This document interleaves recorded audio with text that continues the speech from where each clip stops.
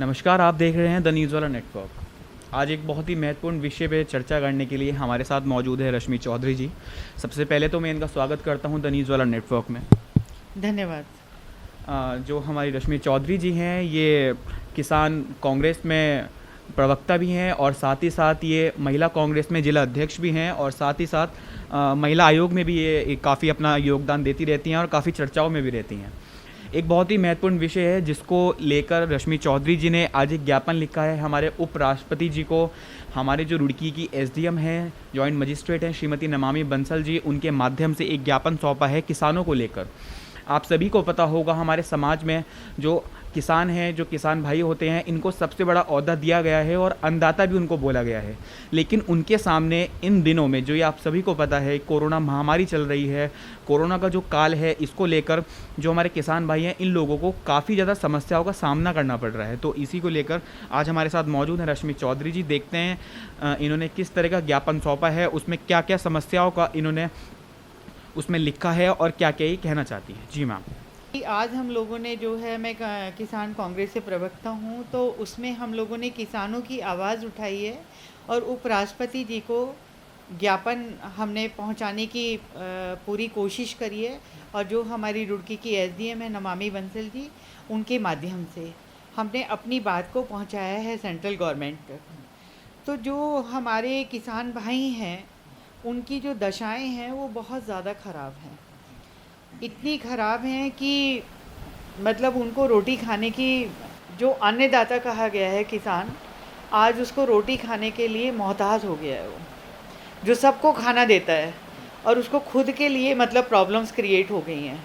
क्योंकि अभी आपदा की स्थिति आई थी, क्योंकि सारी जो फसलें थी वो सारी फसलें ख़राब हो गई, तो आपदा की स्थिति हो गई। तो उसमें क्या है कि गवर्नमेंट को, क्योंकि हर जगह पे गवर्नमेंट बीजेपी गवर्नमेंट है मोस्ट प्रॉब्ली पूरे इंडिया के अंदर, तो इनको कोई ये तो कह नहीं सकता कि भाई आप ये कैसे कर रहे हैं और ये कैसे कर रहे हैं, क्योंकि ये अपने आप में राजा हैं हिंदुस्तान के इस समय। सेंट्रल में भी गवर्नमेंट इनकी है और स्टेट में भी गवर्नमेंट इनकी है। उसके बावजूद भी किसान की आर्थिक दशा इतनी ज़्यादा ख़राब है कि उनको मुआवजा नहीं मिल रहा है प्रॉपर रूप से, सुव्यवस्थित रूप से। ना तो मुआवजा मिल रहा है उनको, फसलें उनकी ख़राब हो गई हैं। और जो बिजली और पानी का है, उनका बिल उनका माफ़ होना चाहिए, क्योंकि जब उनके पास उनकी आर्थिक दशाई सही नहीं होगी तो वो बिजली और पानी का बिल कहाँ से दे देंगे।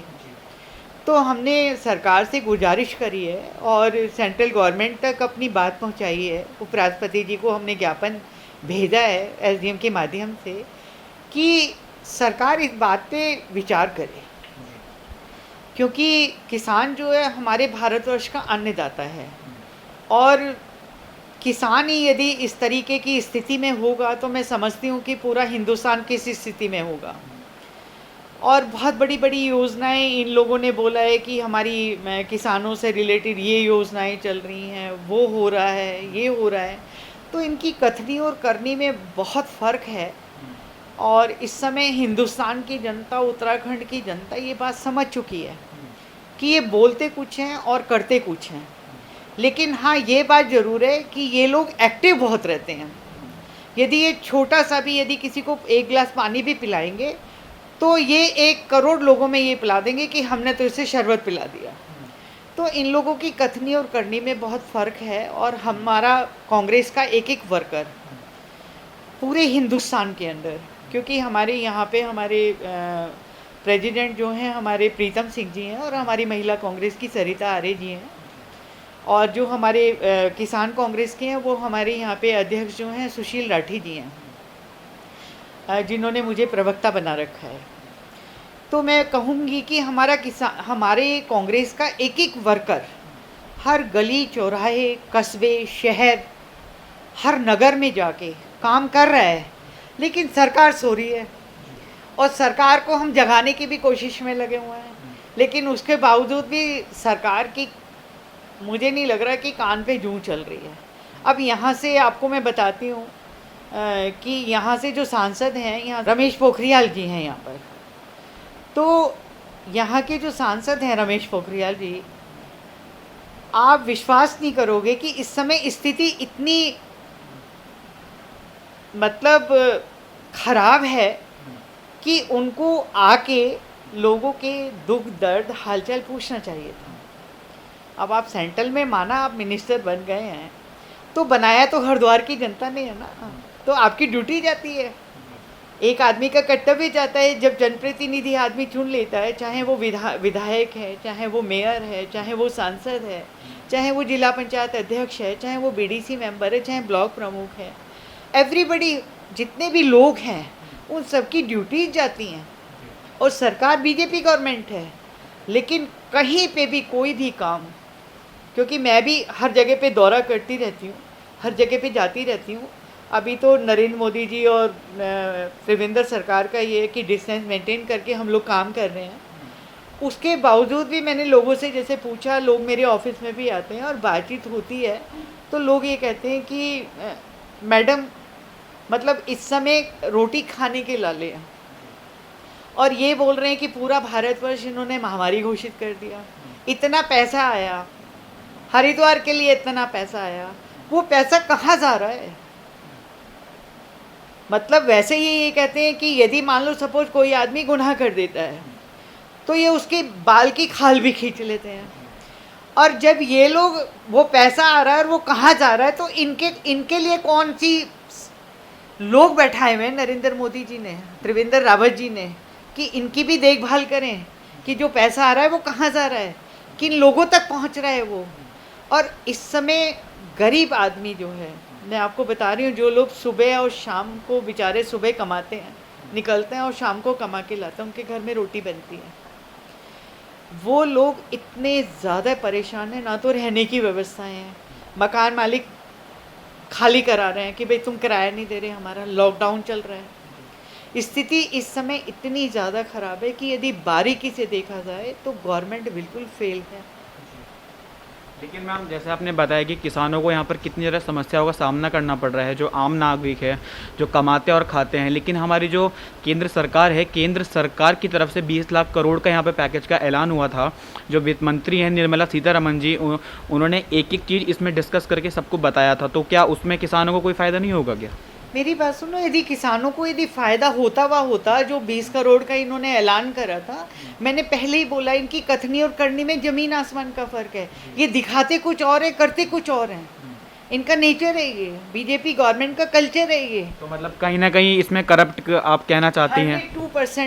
102% कि ये लोग कोई गुनाह करें तो वो गुनाह नहीं है, और कांग्रेस ने यदि छींक भी मार दी तो उसको ये इतना बड़ा लार्ज स्केल पे उसको गुनाह साबित कर देते हैं।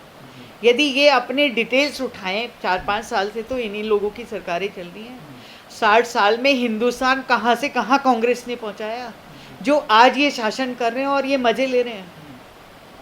कांग्रेस के टाइम में, जब सेंट्रल में गवर्नमेंट कांग्रेस की थी और स्टेट में भी कांग्रेस की गवर्नमेंट थी, तो मैं आपको बिल्कुल बेधड़क ये वर्ड बोलूँगी कि उस समय आम आदमी, मिडिल क्लास, हायर लेवल के व्यापारी, कर्मचारी, अध्यापकगण, लेबर क्लास, किसान भाई, हर आदमी अपनी दाल रोटी खा रहा था। और आर्थिक स्थिति बीच में इतनी ज़्यादा ख़राब हुई थी, मैं आपको बताती हूँ भैया, कि इतनी ज़्यादा ख़राब हुई थी कि पूरे वर्ल्ड के अंदर आर्थिक जो स्तर था वो बहुत ज़्यादा, अर्थव्यवस्था बहुत ज़्यादा चरमरा गई थी। उस समय मनमोहन जी हमारे प्राइम मिनिस्टर थे और उन्होंने पूरा कंट्रोल करके रखा था हिंदुस्तान को। जो ये कांग्रेस के ऊपर तरह तरह के एलिगेशंस लगाते हैं, तो मैं आज आपके माध्यम से ये बात जनता को पहुंचाना चाहती हूँ कि अपनी तरफ भी ज़रा झांक लो। गैरों को तो बहुत झांक लिया, ज़रा अपनी तरफ भी झांकिए। जैसे आपने बताया कि मनमोहन जी के टाइम पे यहाँ पे सब लोग अपनी दाल रोटी आराम से खा रहे थे और सब काम कर रहे थे सब, लेकिन आजकल कुछ ऐसा सुनने में आ रहा है और दूसरे चैनल के माध्यम से भी हमें पता चला है कि कहीं ना कहीं जो एक सरकारी आदमी है, जो सरकारी नौकरी कर रहा है, वो बोलते हैं कि बीजेपी की सरकार में मेहनत ज़्यादा करनी पड़ती है। तो कहीं ना कहीं ये गवर्नमेंट का फ़र्क है क्या? उसमें उन्होंने सरकारी जो आदमी था उसको ज़्यादा छूट दे रखी थी, अब उनको ज़्यादा काम करना पड़ रहा है, तो एक तरह से ये कह सकते हैं कि थोड़ा बैलेंस नहीं हो पा रहा था उनकी सरकार में।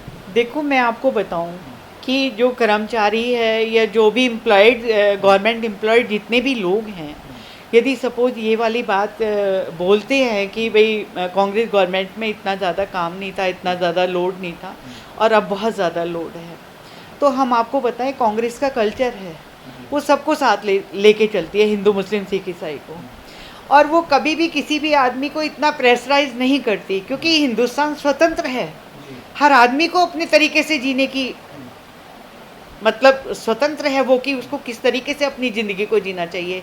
तो जो हमारे एम्प्लॉयड लोग हैं, चाहे वो पुलिस डिपार्टमेंट के हैं, चाहे वो किसी भी डिपार्टमेंट के हैं, चाहे वो कर्मचारी हैं, चाहे वो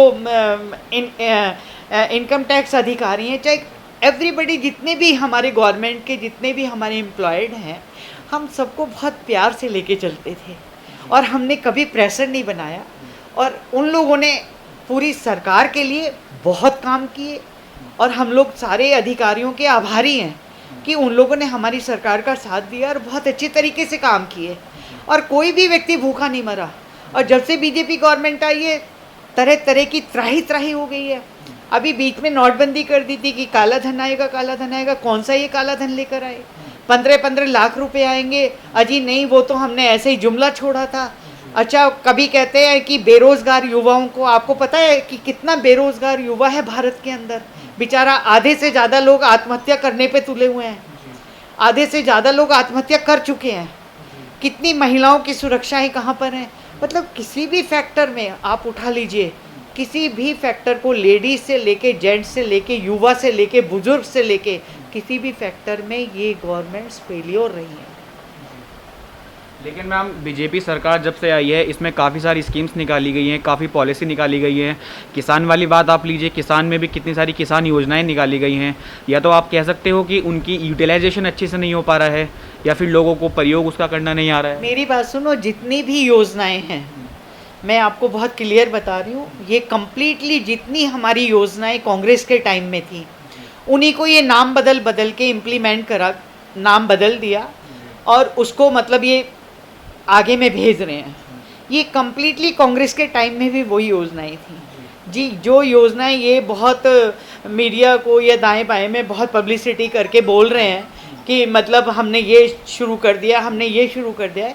यदि किसानों के लिए कोई योजनाएं इन लोगों ने इम्प्लीमेंट कराई होती तो शायद आज हमें उपराष्ट्रपति को, नमामि बंसल जी को ज्ञापन देने की नौबत ना आती।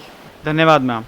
यहाँ पर मैम ने एक तरह से आप देख सकते हैं कि यहाँ पर पॉलिटिकल इशू भी है, यहाँ पर बीजेपी पे सीधा निशाना साधा है कि किस तरह से जो पॉलिसी है वो कांग्रेस के टाइम से चलती आ रही हैं। लोग परेशान हैं, बेरोजगार हैं, कहीं ना कहीं जो पढ़े लिखे लोग हैं उनको भी नौकरी आने में दिक्कत हो रही है। जो किसान भाई हैं उनको काफ़ी ज़्यादा समस्याओं का सामना करना पड़ रहा है, लोग भूखे मर रहे हैं और उनको, जो किसान भाई हैं, उनको आत्महत्या करने की ज़रूरत पड़ रही है।